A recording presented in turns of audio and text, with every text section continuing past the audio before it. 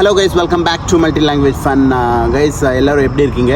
இன்றைக்கி வந்துட்டு ஒரு குட்டி வீடியோனா நம்ம துபாய் பற்றி தாங்க. இன்றைக்கி வந்துட்டு குவைத் பற்றி இல்லை, துபாய் பற்றி தான். துபாய்க்கு வந்துட்டு இந்தியாவிலேருந்து ட்ராவல் பண்ணுறவங்க பற்றி தான் ஒரு வீடியோ. அந்த ஒரு கண்டென்ட் பேஸ் மேலே தான் இந்த விசிட் வீசா, டூரிஸ்ட் வீசா எடுத்துகிட்டு எல்லாம் துபாய்க்கு போகிறவங்களுக்கு தான் வந்து இந்த ஒரு இன்ஃபர்மேஷன். கண்டிப்பாக வந்து வீடியோ கடைசி வரைக்கும் பாருங்கள், உங்களுக்கு ரொம்ப யூஸ்ஃபுல்லாக இருக்கும்.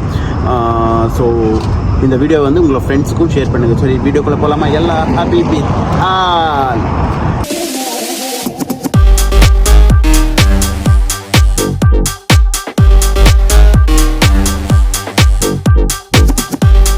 ஸோ கைஸ், துபாயோட ஏவியேஷன் மினிஸ்ட்ரி வந்துட்டு 4 இம்பார்ட்டன்ட் பாயிண்ட்ஸை வந்துட்டு இந்தியன் ஏவியேஷன் டிபார்ட்மெண்ட்டுக்கு கொடுத்துருக்கு. ஸோ அதில் வந்துட்டு Indian air India எக்ஸ்பிரஸும் plus indigo வந்துட்டு இந்த 2 கம்பெனிங்கும் வந்துட்டு ஆல்ரெடி வந்து இந்த ஒரு இன்ஃபர்மேஷனை வந்துட்டு இந்த ட்ராவல் ஏஜென்சி கிட்டெல்லாம் வந்து ஷேர் பண்ணிட்டாங்க. அது என்னன்னு பார்த்தீங்கன்னா அதை பற்றி தான் நம்ம இன்றைக்கி டிஸ்கஸ் பண்ண போகிறோம்.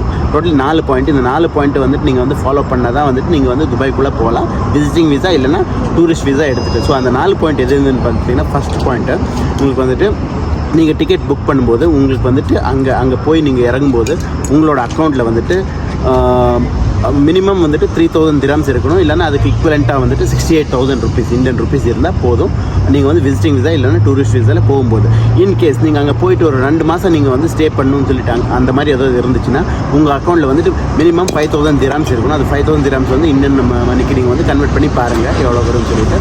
ஸோ இதுதான் வந்துட்டு இப்போ வந்துட்டு இது ஒரு பாயிண்ட் ஆகிடுச்சு இல்லையா? நெக்ஸ்ட் பாயிண்ட் என்னென்னு பார்த்தீங்கன்னா, அங்கே போயிட்டு நீங்கள் வந்து ஹோட்டலில் ஸ்டே பண்ணுறவோட அங்கே வந்து எங்கே ஸ்டே பண்ணுறீங்களோ அந்த ஹோட்டல் புக்கிங்கோட இன்வாய்ஸை வந்து நீங்கள் வந்து ஏர்போர்ட்டில் காமிக்கணும், இமிக்ரேஷனில் காமிக்கணும். அதெல்லாம் வந்து உங்களோட ரிட்டன் டிக்கெட்டும் வந்துட்டு இங்கே வந்து இமிக்ரேஷனில் வந்து நீங்கள் காமிக்கணும்.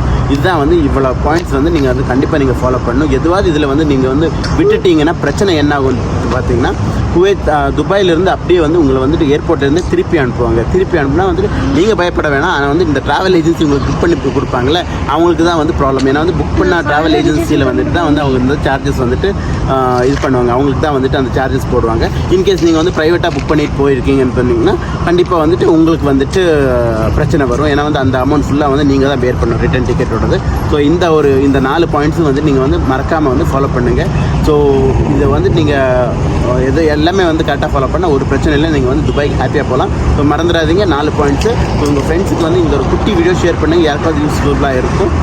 இந்த ஒரு குட்டி வீடியோ உங்களுக்கு பிடிச்சிருக்கு, எனக்கு பிடிச்சிருந்த ஒரு லைக் கொடுங்க, பிடிக்கலன்னா ஒரு டிஸ்லைக் கொடுங்க. என்னோட சேனல் நீங்கள் இன்னும் சப்ஸ்கிரைப் பண்ணுங்கள். Love you all. சியர்ஸ்.